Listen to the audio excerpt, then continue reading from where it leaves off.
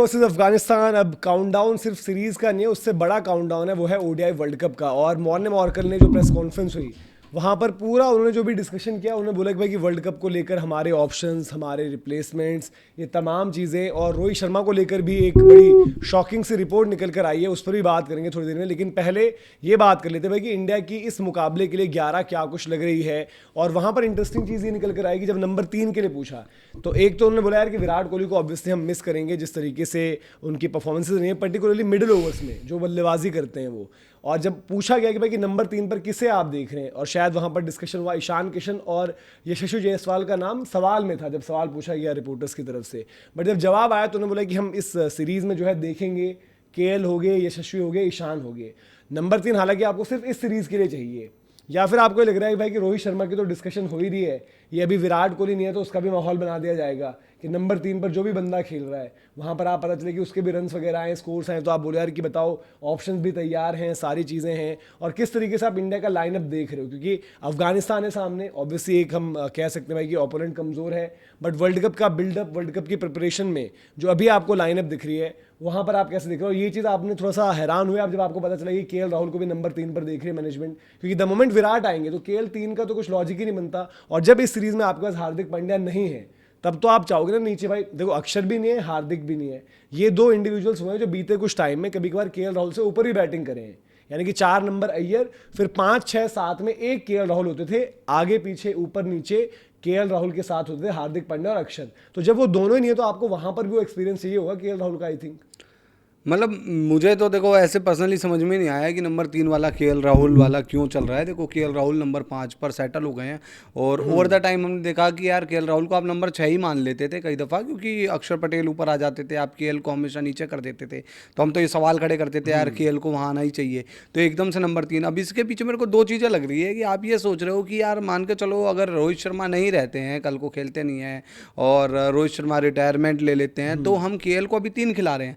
लेकिन विराट कोहली अगर खींच लेते हैं, मतलब विराट और रोहित में से दोनों में से एक खींचता है, फिर तो भाई हम कहेंगे कि यार केएल आप तो ओपनर रह ही चुके हो, आपने ओपनिंग करी रखी है, आप ओपन कर लो। ये भी एक एंगल तो लेकर आ बहुत ही सकते हैं। मतलब अगर इस तरीके और से अगर विराट कोहली देखो जो है वो अगर कुछ ऊपर नीचे होता है तो केएल फिर नंबर 3 का देखो हो जाएंगे। मैं ये कहूंगा केएल राहुल ने जो वो पोजीशन ऑन करी है, मैं तो चाहूंगा ही नहीं कि उस पर छेड़छाड़, चाहे कोई भी आपके मतलब इनका फॉर्म फिटनेस कोई भी इशू बने आपके पास, वहां के लिए आई थिंक प्लेयर्स तो बिल्कुल रेडी हैं। मतलब ये तो कोई तो लॉजिक वहां ही करने की नहीं, जरूरत नहीं है। मैं वही कह रहा हूँ ना, लॉजिक ही नहीं समझ में आ रहा कि केएल राहुल को नंबर 3 क्यों खिलाओगे।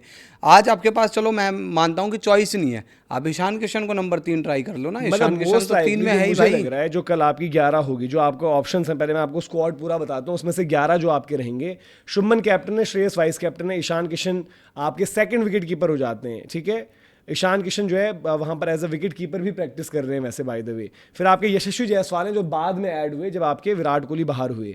फिर केएल राहुल हैं जो आपकी टीम के ओडीआई के भी फर्स्ट विकेट कीपर हैं। रोहित शर्मा जो आपके ओपनर हैं अभी, आपके विराट कोहली सीरीज में नहीं है, आपको याद दिला दूं। ऑलराउंडर्स आपके इस बारी जो हैं नए ही आ रखे हैं, हर्ष दुबे डेब्यू हो सकता है, नीतीश कुमार रेड्डी उनके लिए एक नया वो है कि भाई एक बेस्ट अपॉर्चुनिटी की अपनी जगह आप पक्की करो। वॉशिंगटन सुंदर भी मुझे लग रहा है खेलेंगे, जिस तरीके का स्क्वाड है इंडिया का।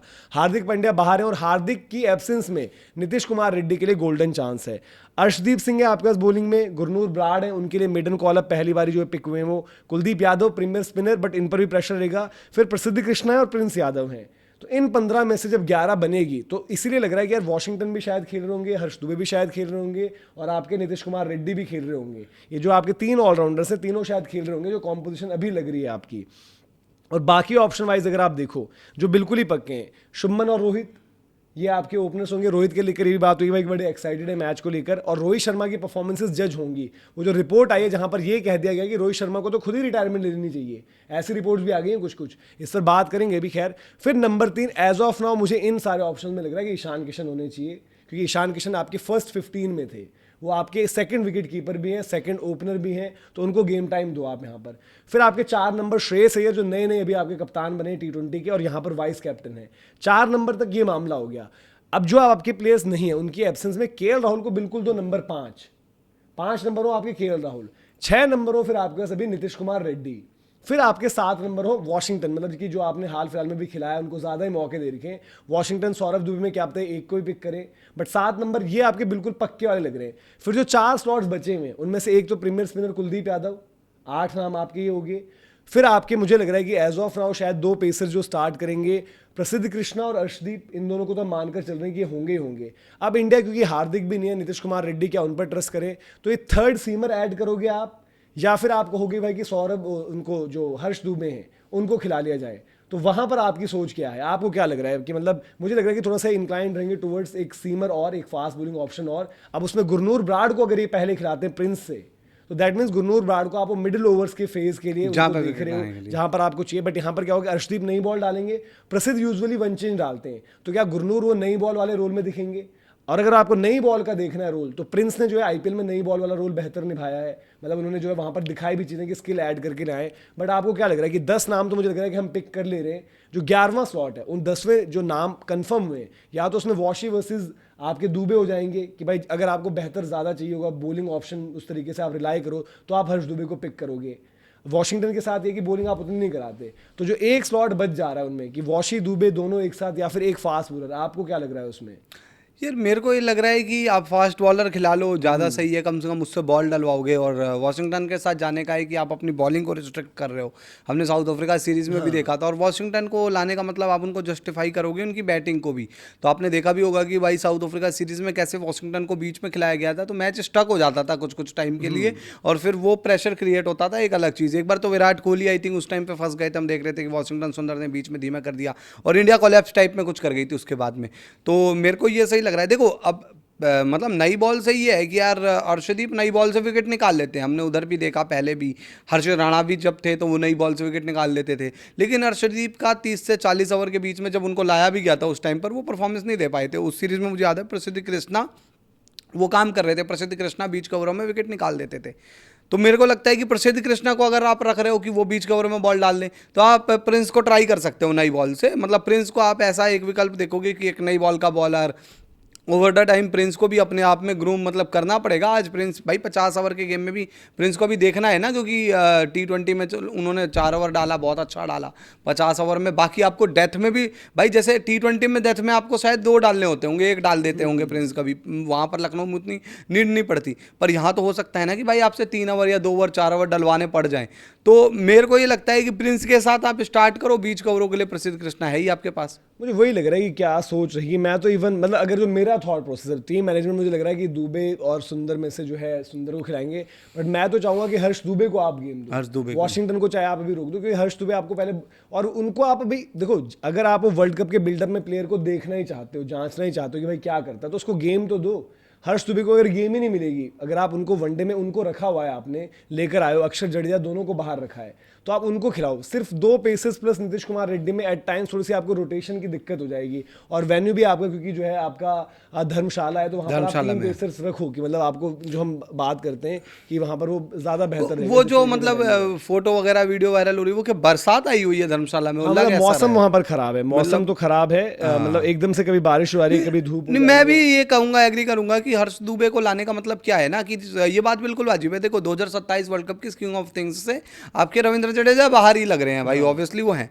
अक्षर पटेल क्या है ना कि मैं अगर मतलब ये एज्यूम करके चलता हूँ, एज ऑफ नाउ मैं ये करता हूँ कि मेरी टीम में 6 और 7 मैं मान के चलता हूँ कि हार्दिक और नीतीश दोनों खिलाए जा सकते हैं, अगर दोनों भाई अच्छी बैटिंग करें, अच्छे फॉर्म में हो।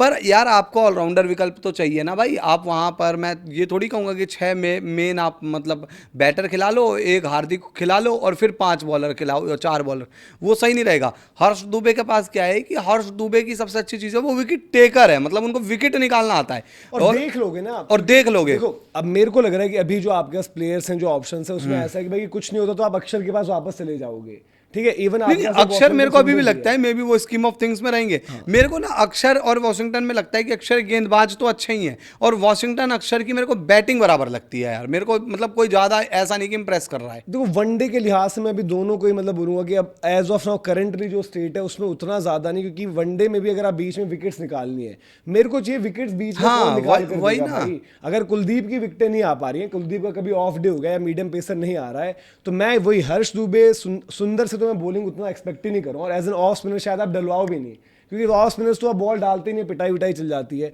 तो अक्षर और दुबे में से, और दुबे को ये मौके इसलिए दो कि भाई आपको पता तो चलेगा प्लेयर कैसा है, उसकी एबिलिटी विद द बैट भी है, विद द बॉल भी है। तो आई थिंक मैं ये चाहूँगा कि ये आपके हर्ष दुबे इस मैच को खेलें। 7 नंबर की पोजीशन उनके लिए अभी एज ऑफ नाउ के लिए थोड़ा सा आपको ऊपर भी लग सकती है कि भाई 7 नंबर उनके लिए थोड़ा ऊपर हो गया, क्योंकि आप उसके बाद देखोगे आपके 8, 9, 10, 11 बिल्कुल ही पैदल टाइप लगेंगे। एक कुलदीप यादव जो सिर्फ एक पार्टनरशिप लगा सकते हैं। 9, 10, 11 में अगर हम बात करें भाई कि प्रसिद्ध, अर्शदीप और एक आपके प्रिंस गुरनूर में से कोई से भी, तो वो आपका रिस्क रहेगा। बट आई थिंक अफगानिस्तान के अगेंस्ट वो रिस्क लेकर जाओ और प्लेयर आइडेंटिफिकेशन आपको करनी पड़ेगी। बाकी आपकी 11 क्या है भाई, आपको क्या लग रहा है, किस तरीके से आपकी बैलेंस बन रही है, क्या कुछ है। और रोहित शर्मा के लिए अगेन बहुत क्रूशल गेम होगी, क्योंकि उनके रिलेटेड जो एक रिपोर्ट आई है उस पर ही बात करेंगे। बाकी कमेंट सेक्शन में आप बताइए, आप 11 में किसे पहले देख रहे हैं, सुंदर वर्सेस दुबे में और प्रिंस वर्सेस गुरनूर ब्राड में।